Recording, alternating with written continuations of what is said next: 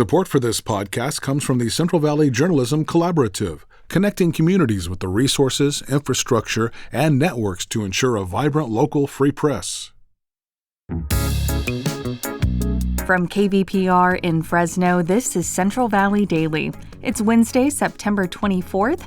I'm Elizabeth Arkalian. So-called special districts play a crucial role in helping communities function. There's over 30,000 districts across the United States, and here in California, there's over 2,000 districts. But how do they actually work? Coming up, we'll learn about these districts and the Valley man who will soon help lead them. But first, these headlines. A federal court has ruled that the largest producer of carrots in the world engaged in a pattern of discrimination against farm workers. Grimway Farms is located in Kern County. Federal investigators found that disabled workers there were routinely forced to take unpaid leave and were not offered other job opportunities. The state's Civil Rights Division had sued Grimway Farms in 2021, and estimated hundreds of workers were deprived of their rights. State civil rights officials called the decision a major victory.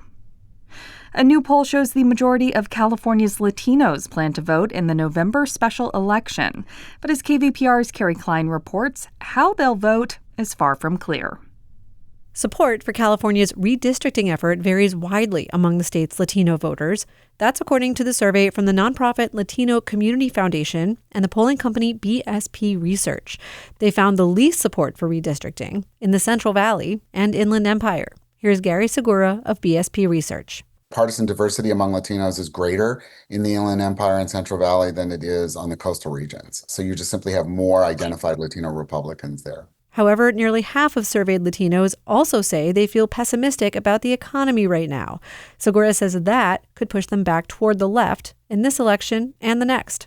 So I actually think control of the House of Representatives has a big Latino component a year from now.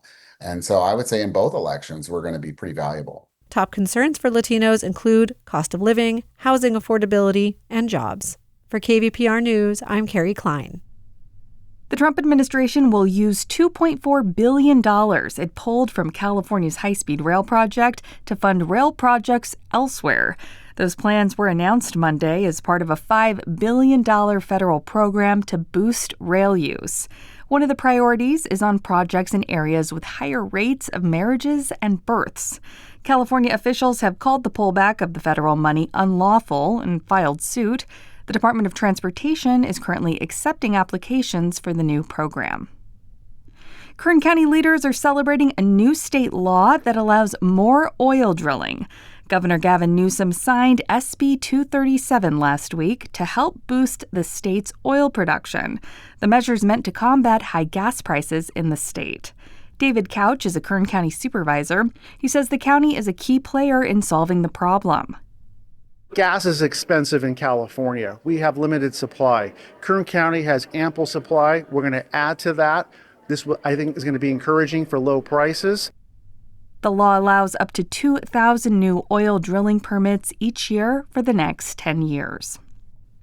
Advocates for tech safety are rallying around a bill that would limit access to AI chatbots for children, especially if they could foreseeably expose minors to harmful topics like self-harm or suicide. They're urging Governor Gavin Newsom to sign the bill into law.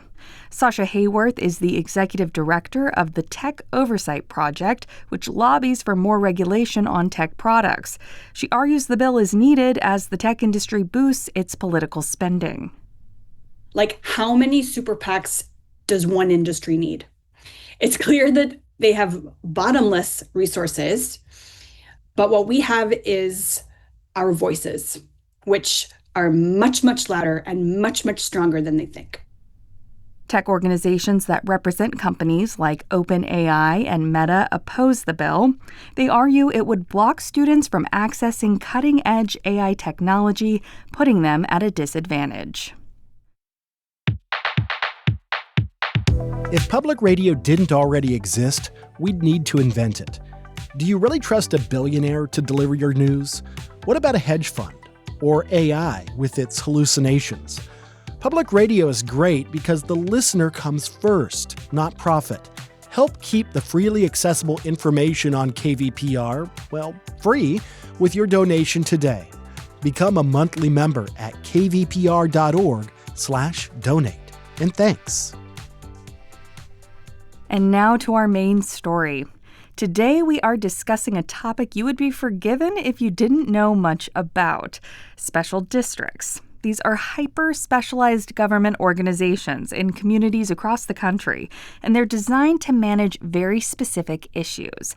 You might have heard of your local mosquito abatement district, or maybe you pay your water bill to a local irrigation district.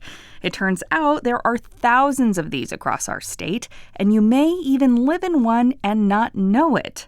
Lorenzo Rios leads the Veterans Memorial District in Clovis, and starting in 2026, he will also be president of the organization that represents all statewide special districts. I spoke with Lorenzo to better understand these lesser-known districts, and he starts our conversation by explaining how they're different from other government bodies we typically hear about.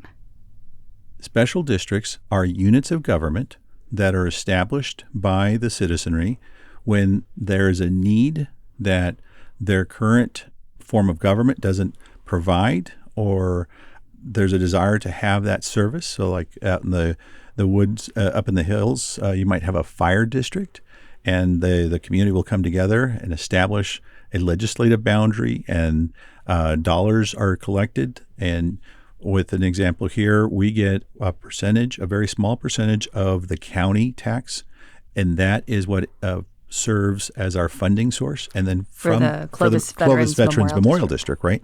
And from there, we then serve our community by fulfilling that charge. There's over 30,000 districts across the United States. And here in California, there's over 2,000 districts, and they serve everything from water, wastewater, community service districts, parks and rec, memorial districts, cemetery districts, fire districts, mosquito abatement, just an incredible array.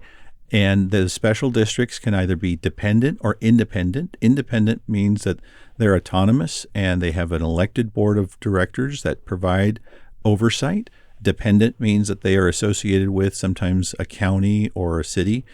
But growing up, all I've ever known was federal, state, county, city. Yeah. That's the extent. But there is the next layer, and that's special districts. It's so funny because it is sort of a rather obscure thing. But at the same time, in my research, I found that according to the state controller's office here in California, more than $92 billion were allocated to special districts for services between 2022 and 2023. I mean, that is $92 billion with a B. That is a huge amount of money. Am I wrong? I can't speak to that, but your research tells you that. I'm sure it is.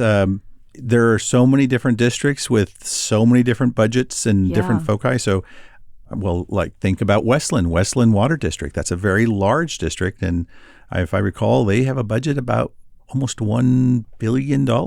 That's a very sizable budget. But so is their mission. So, yes, there's a lot of money. And the part that when I ask folks, tell me about special districts, and they all assume, well, it must be special because you think so. And I have to tell them, no, they're special because they're that specialized. Mm-hmm. It's the most local form of government and local control, and the most specialized in their focus and service. So just to understand this a bit more, how would folks know if they're in a special district? Well, that's a great question. The Local Area Formation Commission, the LAFCO, has a listing of all special districts. And by county, each county has that listing. I think that would be one way of looking at it, because you can live in one residence and have multiple districts. You will have a fire district, or here in Clovis, you've got a cemetery district, you've got a water district, and you have a memorial district that I can speak of just right off the bat. Mm-hmm. But I know in Fresno County, we have over 300 districts in the county. So it just tells you there's a lot of special districts out there. I want to pivot a little bit. You were just elected president of the California Special Districts Association, or CSDA, and you start that term in January. You're currently vice president. Yes. What will your job entail? Well, my job entails working with a board of directors. We have representation from across the state. There are different regions, and people can go to csda.net and look at the different regions. CSDA is a one location, an association, a professional association that promotes transparency and good governance and provides education both for our legislators to be able to have their questions answered in this field of special districts, but also to help special districts grow where they are both compliant with the laws that are being passed and are responsive to the needs of their respective public and are transparent in doing so. CSDA promotes transparency and good governance. The motto is stronger together. And so we encourage all special districts to work together to make sure that collectively we are serving our community to the very best of our abilities and are serving as good stewards in both providing that resource and doing it in the most transparent and accountable way possible. You know, before I let you go, Lorenzo, your main job is actually being the CEO of the Clovis Veterans Memorial District. There's a beautiful building and some memorials in Old Town Clovis. I would love to know a little bit more about your work there. What does the Clovis Veterans Memorial District offer folks? The Veterans Memorial District here in Clovis, the stated mission is to serve as a permanent living memorial honoring U.S. military and veterans. We provide facilities and we support programs to promote a legacy of service for preserving our community and country's foundational ideals. We do this by bringing the community together. Our mission is very specific. We manage facilities. We don't provide services. We do manage facilities, and all of our spaces are made available to the public.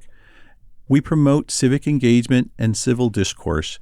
We find that the best way of honoring our veterans is by making their sacrifice matter. So what we try to do is create opportunities for the public to understand what is a veteran and how have they served. And so we create opportunities to bring our community together. And one event that's coming up that I'd like to share with the audience is we're bringing in the Vietnam Wall. It's referred to as the Wall That Heals. And that is through a collaborative effort with our Vietnam Veterans of America, our Clovis Elks, and the Memorial District. We're working together to bring a coalition of veterans organizations and community organizations to bring that wall October 9th through 12th over here at David McDonald Park. And the intent here is to bring the community together and bring awareness of the Vietnam Wall and Agent Orange. This will serve as a healing opportunity, but as it pertains to the district's mission, it's another opportunity for us to bring the community together, advocate for veterans by introducing activities that bring awareness of how did these veterans serve, what was the sacrifice made, at the same time bringing veterans in to find healing in the event itself, but also showing the community the remarkable professionals and passionate patriots that they are in serving this community and this country. Lorenzo Rios, CEO of the Clovis Veterans Memorial District and President-elect of the California Special Districts Association. Thank you so much for joining me. Thank you. And that is today's show. If you have an obscure topic or an interesting angle on a story you think we should know about, let us know. Just email podcast@kvpr.org. Today's episode was produced by Jonathan Linden and KVPR with support from the Central Valley Journalism Collaborative. I'm Elizabeth Arkalian. You can find the latest local news anytime at kvpr.org.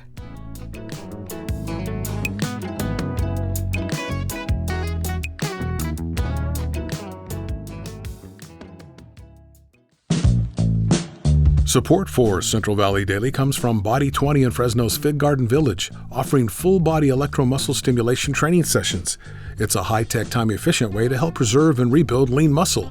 Each 20-minute one-on-one session is guided by a certified coach using FDA-cleared technology. Body 20 accepts health savings account cards. More information available by searching the Fig Garden location at body20.com.